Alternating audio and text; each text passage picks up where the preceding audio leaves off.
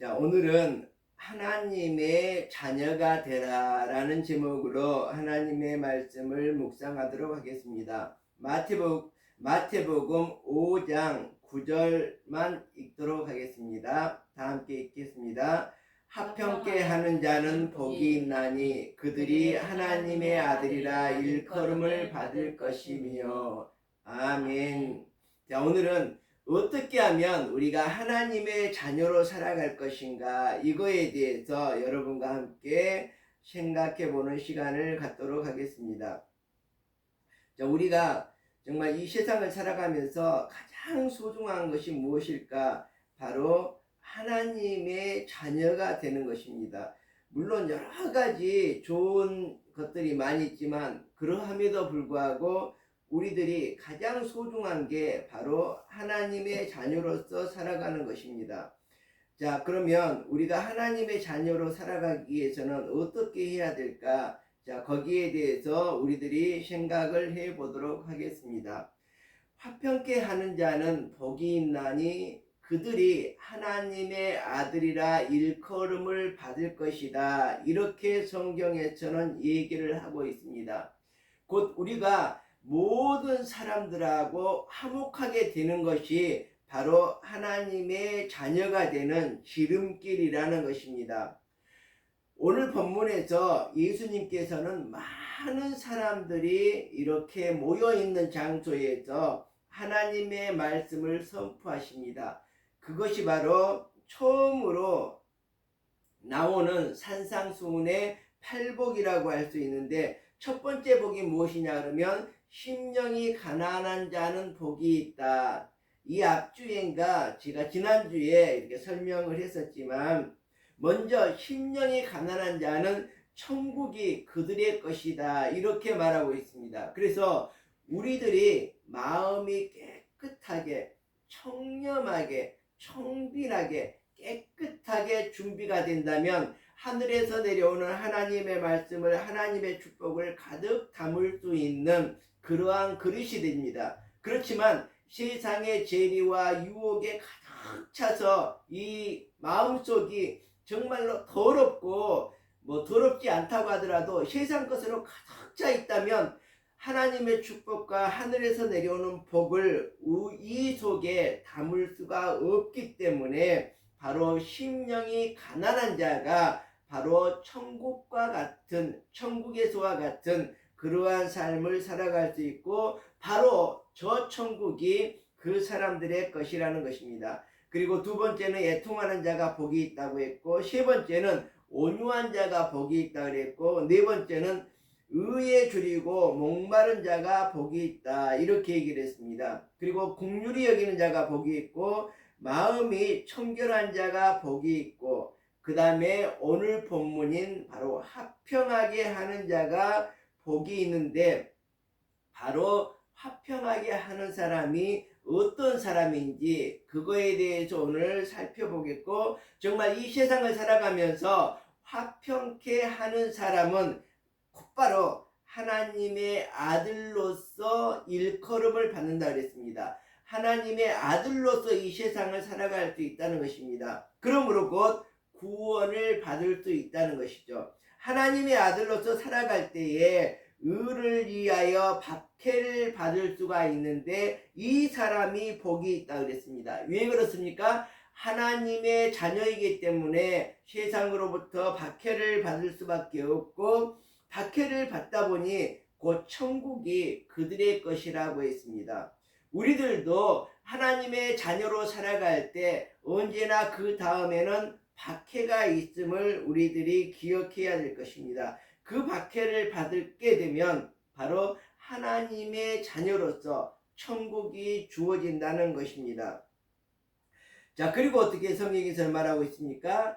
예수님으로 말미암아 나를 욕하고 박해하고 거짓으로 나를 거슬려 모든 악한 말을 할 때에는 너희에게 복이 있다, 이렇게 말하고 있습니다. 그래서 세상 사람들이 나를 정말 욕하고 박해하고 거짓으로 거슬려서 이렇게 한다고 한다면 여러분들은 정말 기쁨으로, 나는 하나님의 자녀가 되었구나, 그리고 내가 핍박을 받는데 바로 이 증거는 무엇이냐? 바로 예수님께서 산상수훈에서 말씀하셨듯이 내가 곧 하나님의 자녀라는 증거이고, 내가 이렇게 세상에서 박해를 받고 정말 욕을 먹고 정말 거짓으로 거슬려서 나를 음해하고 악한 말을 할 때에 바로 천국이 나의 것이구나, 이렇게 하고 우리는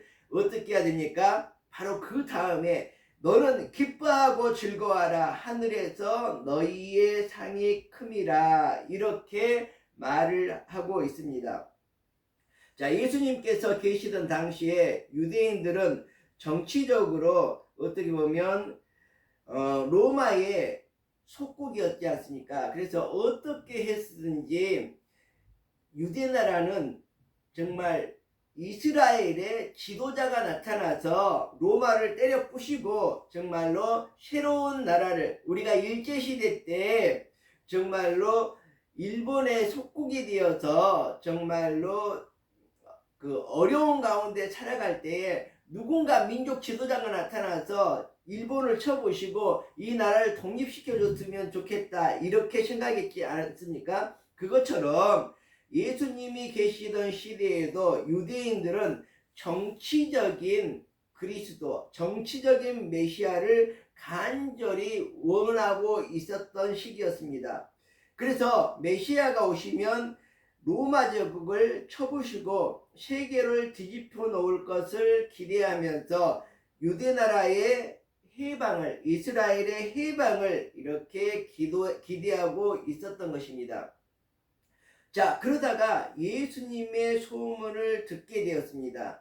그들이 기다리던 혁명이 곧 성취될 것 같아서 예수님을 억지로 왕으로 세우려고 했을지도 모릅니다. 왜 그러냐 그러면 요즘에도 10,000명, 20,000명이 사람 모이는 곳에, 정치인들이 모이는 곳에 10,000명, 20,000명만 모여도 정말로 어마어마한 인구입니다. 근데 예수님의 시대 때 10,000명에서 20,000명 정도가 이렇게 항상 예수님의 말씀을 듣기 위해서 따라다녔습니다.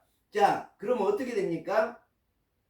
예수님을 따르는 무리가 어마어마하고 어떻게 보면 그것이 정치적인 세력이 될 수도 있었기 때문입니다. 자, 그래서 예수님이 이스라엘을 구원해 줄, 정말 로마를 쳐부시고 이스라엘을 다시 독립시켜 줄 그러한 인물이 아닐까, 이렇게도 생각을 했었는데 어떻게 됐습니까? 결국은 예수님이 우리의 지위를, 정말 정치적으로 어떻게 보면 우리가 누리고 있는 기득권을 모두 빼앗고 정말로 예수님이 그 자리를 차지할까 봐서 결국은 예수님을 반대하고 십자가에 못 박혀 죽이려고 했던 그러한 모습을 볼 수가 있습니다. 그래서 그들은 전쟁을 통한 평화가 번영을 가져온다고 생각을 했습니다. 로마와 싸워서 이겨서 독립을 해야 된다고 생각을 했습니다. 그래서 예수 그리스도가 이 땅에 온 것이 평화의 왕이 아니라 이 세상을 통치하는 혁명가로서 왕이라고 생각했던 것입니다. 그러나 본문에서는 화평케 하는 자가 복이 있다고 너무나도 그 당시에 이스라엘의 독립을 바라고 있던 유대 민족들에게 맞지 않는 그러한 얘기를 하고 있는 것입니다. 그래서 그들의 기대에 어긋나는 화평케 하는 자는 뭐예요? 싸우지 않고 적하고도 좋은 상대로 지낸다, 이런 뜻이지 않습니까? 자, 우리가 학교 다닐 때 셰익스피어의 이 문학 전집에 대해서 우리가 얘기를 많이 하고 있었는데 그 중에 베니스 상인이 있습니다. 베니스는 우리 베네치아를 말하는 거죠. 베네치아는 이제 이탈리아에 있는 수상 도시라고 볼 수가 있거든요. 자, 우리가 마카오에 가서도 이 베네치안 호텔에서 우리가 생활을 했었는데 거기에 나오는 주인공이 안토니오죠. 안토니오에게는 친구가 있었습니다. 바사니오라는 친구가 있었는데 이 바사니오가 정말 그 델몬트에 사는 고요한 그런 포샤라는 여성에게 아주 부자였습니다. 그에게 구원하기 위해서 3천 두카트만큼의 돈을 필요하다고 해서 이 친구에게 요청을 합니다. 그렇지만 이 친구는 그때 당시에 무역을 떠난 배가 아직 들어오지 않았기 때문에 3천 두카트, 그러니까 한 두카트는 금전 한 입이라고 볼 수가 있습니다. 그래서 우리나라로 말하자면 한 돈이 조금 안 되는, 그래서 어떻게 보면 한 두카트는 우리가 한 돈에 지금 한 38만 원 정도 하고 있는데 약 35만 원 정도라고 이해하시면 될 것 같습니다. 35만 원이 3천 그 두카트가 있으니까 어떻게 보면 거의 10억 정도 되는 이러한 엄청난 돈을 빌리게 됩니다. 그런데 빌리게 되는데 누구에게 빌리게 되느냐?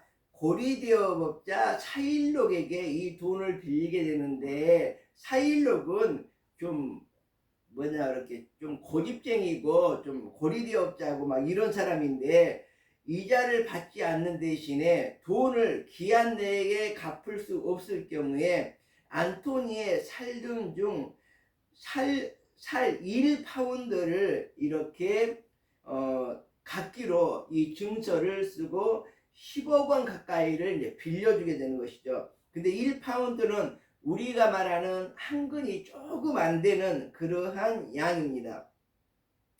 자, 그런데 어떻게 됩니까? 결국은 안토니오가 이 운영했던 상선이 풍랑을 만나서 모두 침몰했다는 이런 소식이 들어오고 돈을 갚을 수 없게 되자 이 샤일록은 어떻게 합니까?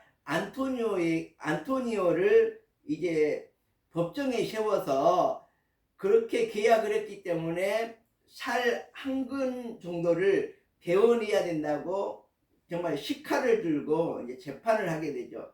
그러니까 재판관이 아무리 얘기를 해도 듣지를 않습니다. 그래서 좀 돈을 3배로 갚든지 이렇게 하면 안 되겠느냐, 이렇게 중재를 하는데 모든 중재를 무시하고 자기는 오로지 안토니오의 한 근 가까이 되는 그 살만을 오려낼 것이라고 얘기를 합니다.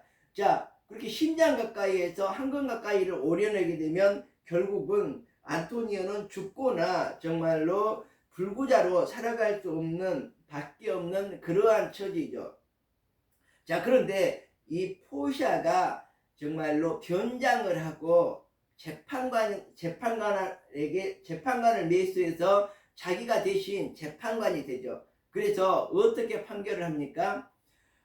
그러면 살 한 근을 오려내기는 한데 문서에 보니까 살만 오려내라고 했지 피는 오려내지 않는다고 되어 있으니까 피는 절대로 단 한 방울도 흐르지 말고 지금 이 자리에서 살을 오려내서 가져가시오, 이렇게 판결을 해버립니다. 그리고 거기에다 덧붙여서 이 살 1파운드에서 1g이라도 많거나 적으면 안 된다.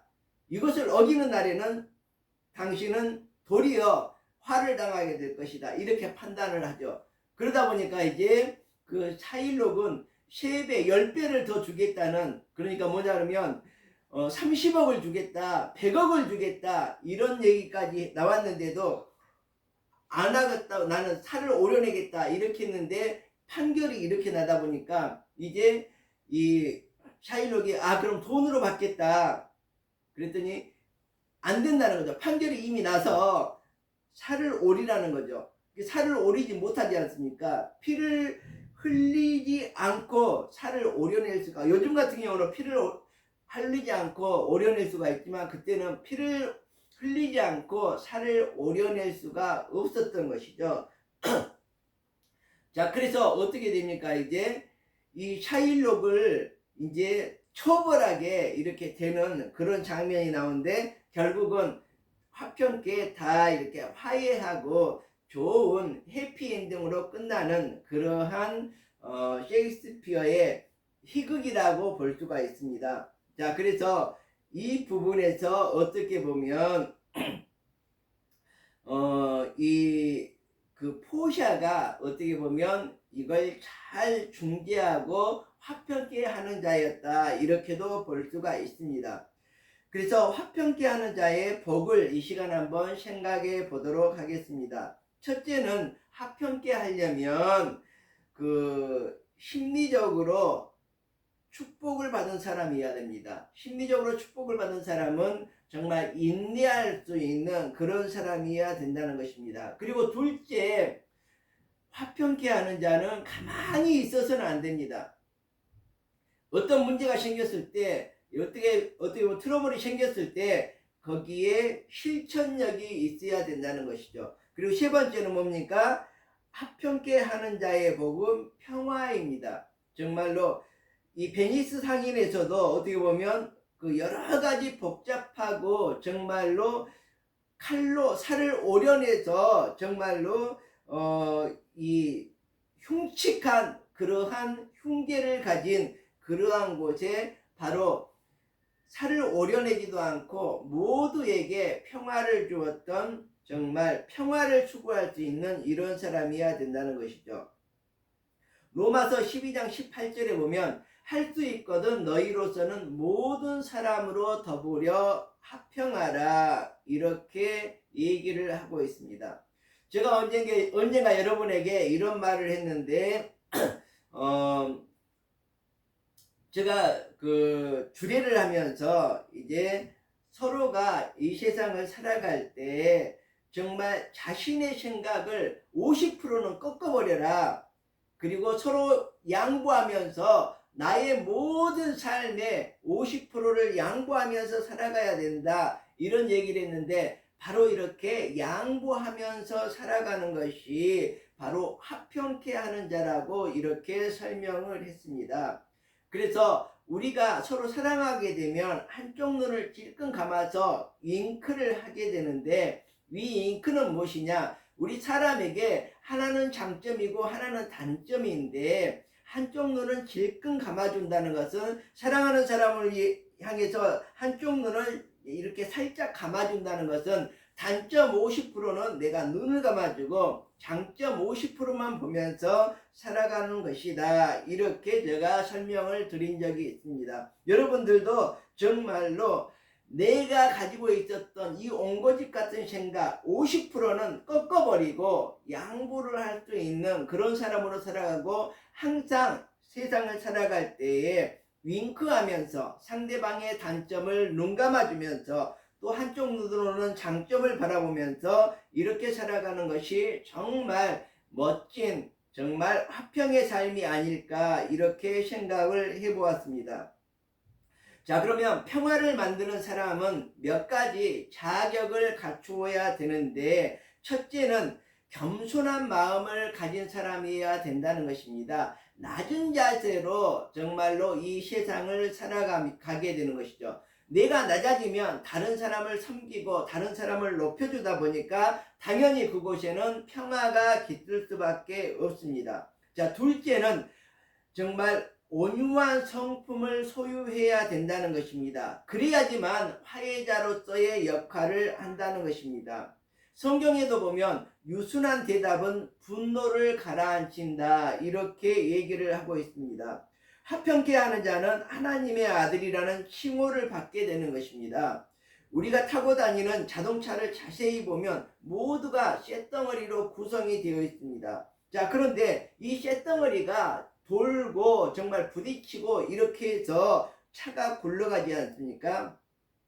자, 여기에서 우리가 오일이라는 윤활유라는 그 부드러운 기름이 있기 때문에 기계들이 마찰 없이 자연스럽게 이렇게 굴러가게 되는 것입니다. 만약 기름이 없고 빡빡해진다면 그곳에서 불이 나든지 쇠가 깎이든지 하여튼 쇠끼리 부딪혀서 쓸모없는, 이용하지 못하는, 차가 멈춰버리는 그러한 쇳덩어리로만 남아있을 것인데, 바로 이 윤활유가 바퀴를 자연스럽게 굴러가게 하고 엔진과 모든 이 동력이 있는 이러한 부분들을 매끄럽게 굴러가게 해주듯이 우리들도 바로 온유한 성품의 소유자, 바로 윤활유와 같이 쇠와 쇠끼리 부딪혀서 그냥 쇠소리가 쌕쌕 나는 것이 아니라 윤활유 때문에 부드럽게 차가 굴러가는 이러한 모습으로 우리가 이 세상을 살아가고, 정말 다툼이 있는 곳에, 싸움이 있는 곳에 우리가 끼어들어서 윤활유와 같이 아무런 소리 없이 자연스럽게 이 세상을 굴러갈 수 있도록 해야 될 것입니다. 자, 다음은 간용의 사람이어야 됩니다. 간용이란 강자가 약자에게 베풀 수도 있는 그러한 것입니다. 자, 여기 옛날에 중세시대, 고대시대라고, 중세시대죠. 마케도니아의 왕 안티오코스가 전쟁터에 나갔습니다. 그래서 왕이 전쟁터에서 이제 싸움을 하고 있는 이런 장면입니다. 근데 안티오코스가 이제 화장실 막사에 들어가서 이제 일을 보고 있는데, 막사 밖에서 보초를 서고 있는 군인들이 왕이 그곳에서 똥을 누는지 모르고 왕에 대해서 여러 가지 온갖 욕을 막 다 해댑니다. 그 안에서 그 병사들의 얘기를 듣고 있던 이 왕은 어떻게 됐습니까? 우리나라 왕 같으면 당장 저놈의 목을 쳐라, 저놈들의 목을 쳐라, 이렇게 지시를 내렸을 텐데, 안티오코스 왕은 듣다 못해 천막을 살짝 들추고 머리를 내밀고 이렇게 말했다고 합니다. 말이 듣기가 거북하니 조금 멀리 가서 욕을 했으면 좋겠다, 이렇게 말을 했다고 합니다. 우리라면 그렇게 할 수 있겠습니까? 자, 이처럼 우리들이 간용 있는 사람이 바로 화평케 하는 사람이다, 이렇게 이야기할 수 있겠습니다. 그리고 마지막으로 인내하는 사람입니다. 우리가 참고 기다릴 수 있는 사람이 바로 화평케 하는 자고, 화평케 하는 자가 바로 하나님의 아들이기 때문에 우리가 참고 기다릴 수 있는 것입니다. 우리가 사랑하는 것도 맨 처음이 뭡니까? 오래 참음이지 않습니까? 하나님과 인간 사이에서 좋은 중재자를 성경에서 한번 찾아보자면 인내를 가지고 중재를 하는 사람이라고 볼 수가 있겠는데, 출애굽기 32장에 보면 모세의 유명한 중보기도가 나타납니다. 이스라엘 백성은 모세가 잠깐 없는 틈을 타서 이제 우상을 만들게 되죠. 금송아지를 만들어 놓고 그 우상의 앞에서 춤추고 난리가 난 겁니다. 자, 하나님을 벌써 잊어버리고 모세가 잠깐 없는 틈을 타서 이렇게 금송아지를 만들어서 우상을 섬기는 천하에 하나님이 제일 싫어하는 그러한 죄를 짓고 말았습니다. 그래서 하나님께서 진노해서 모세에게 말합니다. 이 이스라엘 백성은 진멸해 버리겠다. 그리고 모세와 너 후손으로 하여금 새로운 민족을 이루어서 가나안 땅에 가게 해주겠다, 이렇게 말을 하고 있습니다. 자, 그런데 여기서 모세는 어떻게 합니까? 얼마나 축복됩니까? 나와 내 후손이 이제 하나님의 선택된 민족이 되고 가나안 땅의 주인이 된다는데 얼마나 축복된 일이고 자랑스러운 일입니까? 그런데 여기서 모세는 이렇게 얘기를 합니다. 하나님, 이제 그들의 죄를 사하여 주시옵소서. 그렇지 않으면 주의 거룩하신 책에서 내 이름도 지워버리십시오. 나도